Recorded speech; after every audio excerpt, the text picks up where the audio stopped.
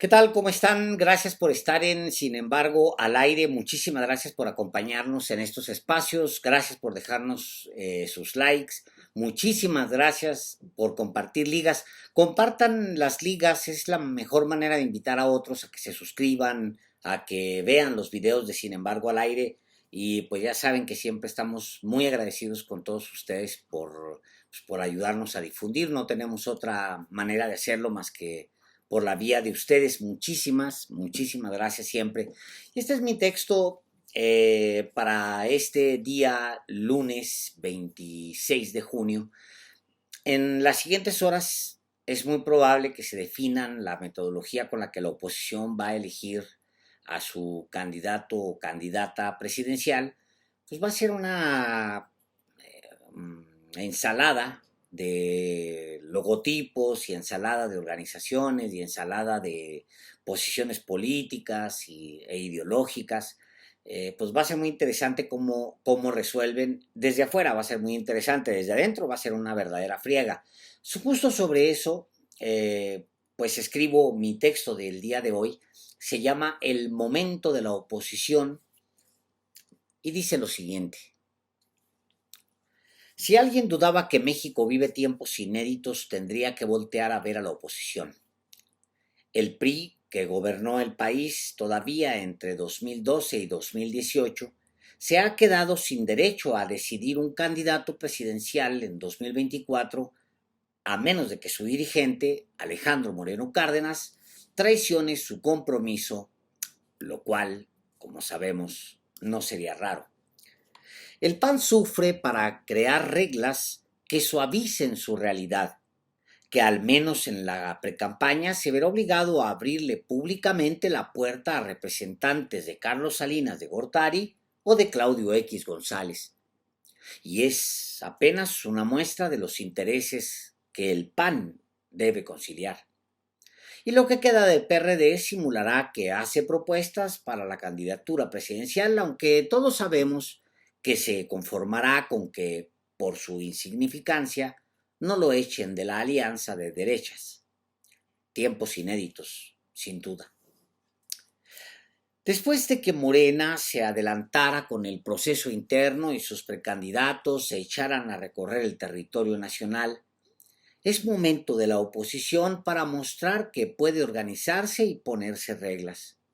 Aunque el PAN lleva mano, la periodista Janet López Ponce revelaba en Milenio el viernes pasado que se ha acordado una primaria, entre comillas, ciudadana para sacar candidato opositor con un mini INE que conduciría los trabajos. Este grupo se incorpora En este grupo se incorporan personalidades que representan a élites muy bien definidas. Por parte de los grupos que se autodenominan sociedad civil, Marilena Morera y Marie Claire Acosta. De los grupos intelectuales y académicos están Guillermo Sheridan y Sergio Aguayo, y de los aparatos electorales salen Leonardo Valdés Zurita, María del Carmen Arlanís, Antonio Baños, Arturo Sánchez, Rodrigo Morales, Teresa González Luna y Rosa María Mirón. Es decir, la candidatura de la derecha se decidirá con reglas que le impongan representantes de las élites. Era de esperarse, élites que la izquierda acusa de tramposas. Pero no será tan fácil, incluso para ese grupo, decidir las reglas para elegir candidato o candidata. Por más libertad que se les ofrezca para hacerlo, deberán acomodar criterios que ajusten a su realidad. De entrada, la metodología deberá servir como filtro. Pongo 3 precandidatos del PAN, aunque hay más. Santiago Krill, Xóchitl Gálvez, quien recientemente nos dijo en Los Periodistas que razona competir la presidencial, y Lili Téllez. Por más que quieran otra cosa, no le pueden cerrar las puertas a Krill porque es el dueño de la estructura panista. Tampoco a Xóchitl, porque será quien represente los intereses de esa sociedad civil de la que tanto hablan. Pero con Téllez la cosa se pone más complicada. ¿Cómo detener a un personaje que representa lo más radical de la derecha, pero que al mismo tiempo tiene las mayores preferencias?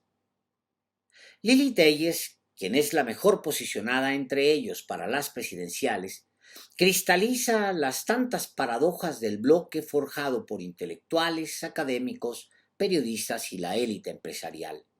Es la encarnación del cúmulo de contradicciones, nuevas y viejas, que sufre la derecha, pero a la vez representa las oportunidades que se abrieron con Va por México. ¿Cómo excluirla, aun cuando simboliza las posiciones de una derecha rancia, si es la que mejor califica en las encuestas? Para empezar, la senadora sobrevive con la izquierda como boya salvavidas. Su nacimiento político se dio dentro de la izquierda y después de renunciar a Morena, se ha crecido atacándola y atacando al presidente de izquierdas. Aprendió pronto que la estridencia es, en ese grupo de electores, más efectiva que las ideas y se creció sin control alguno. Y esto la explica ella en lo personal, pero también explica qué son los panistas, perredistas, priistas y las élites, que han dado prioridad al ruido por encima de los proyectos.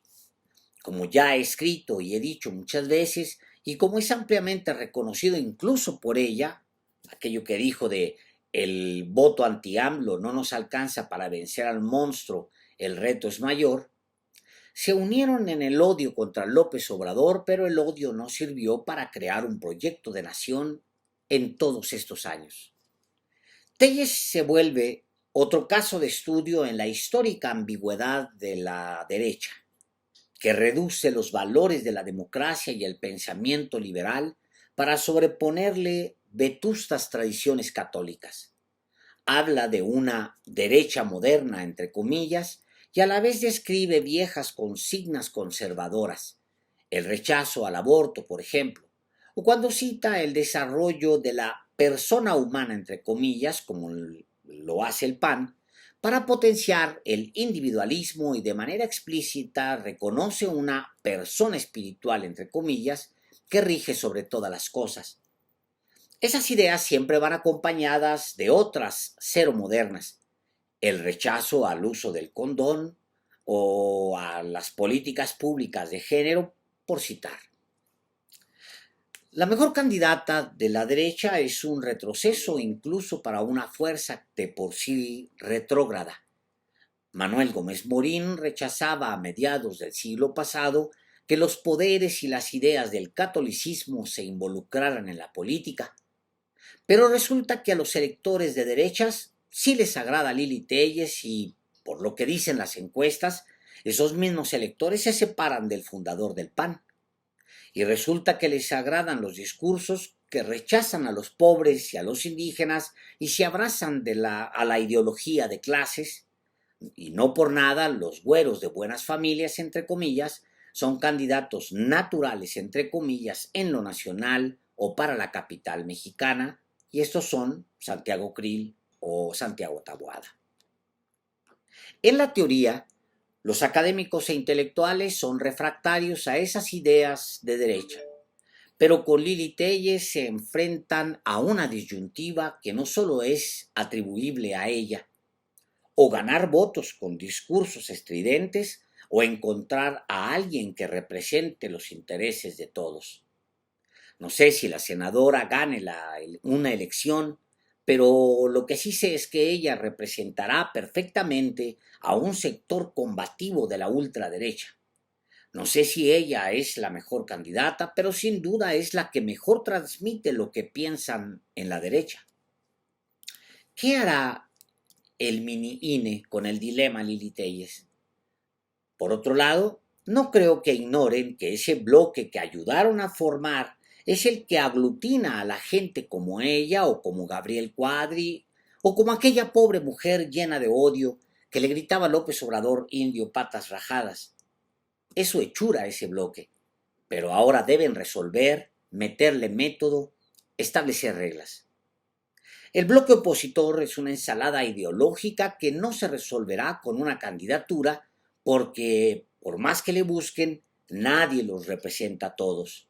La lógica diría que entonces queda descartado que en 2024 lleven por delante a un individuo con marca ideológica, a pesar de que el movimiento de izquierda que los enfrenta es, les guste o no, un movimiento con ideología.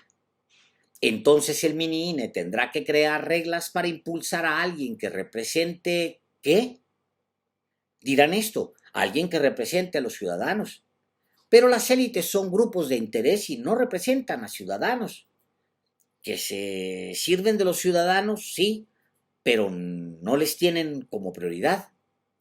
Entonces, es el momento de la oposición, pero es un momento complicado. Lo que parecía una gran idea, unirse en un mismo frente, ahora es su más grande escollo. Buscan a un candidato que represente a las élites, pero a la vez que no esté comprometido políticamente o ideologizado y que aparente ser ciudadano. Esa fórmula le ha funcionado bien a Claudio X González, aparentar que es ciudadano y representar a las élites privilegiadas. Pero entonces, de facto, no puede ser Krill porque representa a una estructura partidista en particular. No puede ser Lili Telles porque representa un sector demasiado radical de derecha y no puede ser Xóchitl Gálvez porque no los representa a ellos o no a todos ellos. Y solo hablo de 3 de los aspirantes ligados a uno solo de los partidos, el PAN. Falta ver lo que sucede en las tripas del PRI y del PRD y en el frente que controla Claudio X González, etc. Va a ser divertido ver desde afuera cómo deciden lo que decidan. Desde adentro, me temo, será un parto con complicaciones y quizás su bebé no tenga ojos azules y cabello güero, como la mayoría de ellos desearía. Muchas gracias.